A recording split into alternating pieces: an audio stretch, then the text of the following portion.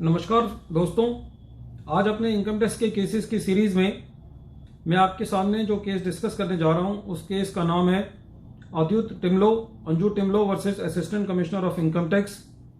और ये केस जो है वो बॉम्बे हाई कोर्ट ने डिसाइड किया। ये केस 420 ITR पेज नंबर 62 पर रिपोर्ट हुआ।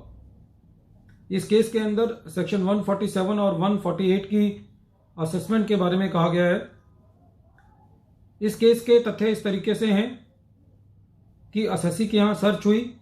उस सर्च के अंदर असेसी की असेसमेंट की गई सेक्शन 158 BC में, और जिस साल की असेसमेंट की जा रही थी उस साल असेसी की बुक्स में 10.33 करोड़ के अनसिक्योर्ड लोन थे।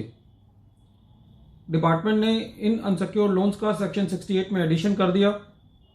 असेसी CIT अपील के पास गया। CIT अपील साहब ने इस एडिशन को डिलीट कर दिया। बाद में ये मैटर जो है वो डिपार्टमेंट ITAT लेके गया। In the mean time assessee की सेक्शन 143(3) के अंदर भी असेसमेंट की, इसी असेसमेंट ईयर की, और बाद में 10.33 करोड़ की अमाउंट के लिए असेसी को एक सेक्शन 148 इशू किया गया। असेसी ने इस नोटिस के लिए डिपार्टमेंट से रीजंस मांगे। डिपार्टमेंट ने रीजंस प्रोवाइड किए कि हम आपकी 10.33 अनसिक्योर्ड लोन्स की जो अमाउंट है उसको देखना चाहते हैं। तो डिपार्टमेंट ने जब ये बात कही तो असेसी ने अपने ऑब्जेक्शंस जो दिए, तो और डिपार्टमेंट ने उस ऑब्जेक्शंस को जो डिस्पोज ऑफ करते हुए ये बोला कि नहीं, आपकी असेसमेंट बनती है और the department will go ahead with the assessment. तो असेसी ने उस पॉइंट ऑफ टाइम पर हाई कोर्ट के अंदर डिपार्टमेंट ने जो ऑब्जेक्शंस को डिस्पोज ऑफ किया था उसको चैलेंज किया और डिपार्टमेंट के सेक्शन 148 को चैलेंज किया। असेसी ने कहा कि सेक्शन 148 की असेसमेंट के लिए जो सबसे ज़रूरी है वो दो बातें हैं इस केस में।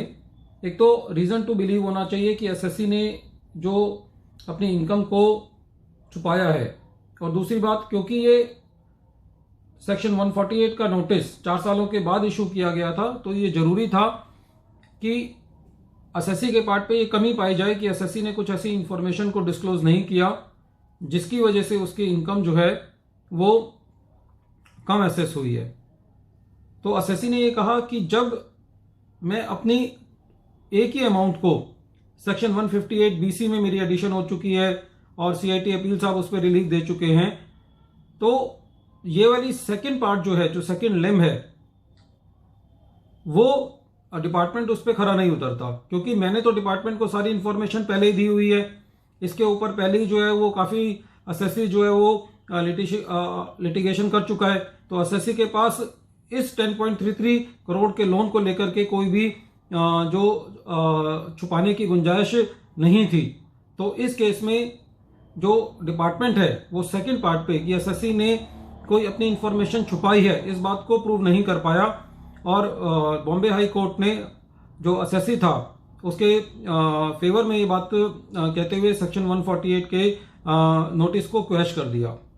असेसी ने अपने फेवर में एक बात और कही इसके अंदर कि जब जहाँ पे ये जिसका ये लोन था 10.33 करोड़ का, उस पार्टी ने असेसी के अगेंस्ट जो है वो आर्बिट्रेशन प्रोसीडिंग्स की थी, और जिसके अंदर जो है असेसी आर्बिट्रेशन प्रोसीडिंग्स के अंदर हार गया था और असेसी को ये 10.33 करोड़ का लोन वापसी भी करना पड़ा था।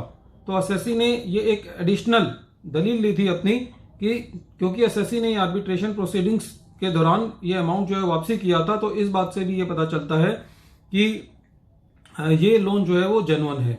लेकिन यहाँ पे ये वाला पॉइंट इतना मजबूत नहीं है। डिपार्टमेंट के पास इस नोटिस को जो जुरिस्डिक्शनल रिक्वायरमेंट होती है नोटिस इशू करने की, वो डिपार्टमेंट ने फुलफिल नहीं की थी, जिसकी वजह से इस केस का महत्व बढ़ जाता है। जो कि डिपार्टमेंट ये कह रहा था कि असेसी ने अपनी इंफॉर्मेशन पूरी डिस्क्लोज नहीं की है, उस बात पे डिपार्टमेंट पूरा खरा नहीं उतर रहा था। इसलिए बॉम्बे हाई कोर्ट ने ये डिसीजन जो है वो असेसी के फेवर में कर दिया। दोस्तों, इस केस से हमको ये देखने को मिलता है कि जब कभी भी डिपार्टमेंट आपको 148 का नोटिस 4 सालों के बाद इशू करता है, तो आप ये जरूर देख लें कि डिपार्टमेंट ने अपने उस नोटिस के अंदर आपको ये बात कही हो कि आपने कुछ ऐसी इंफॉर्मेशन डिपार्टमेंट से छुपाई है जिसकी वजह से डिपार्टमेंट जो है आपकी दोबारा असेसमेंट करना चाहता है। यदि डिपार्टमेंट खाली एक ब्लैंकेट नोटिस आपको ये देता है कि you have not fully disclose the income, then it is not the duty has not been discharged by the department to keep the notice of section 148 valid. Friends, I hope that you like my deliberation on the various cases. So I appeal to you that you subscribe my channel and press the bell icon so that you can receive the notifications for my upcoming videos. Thank you friends. Thank you.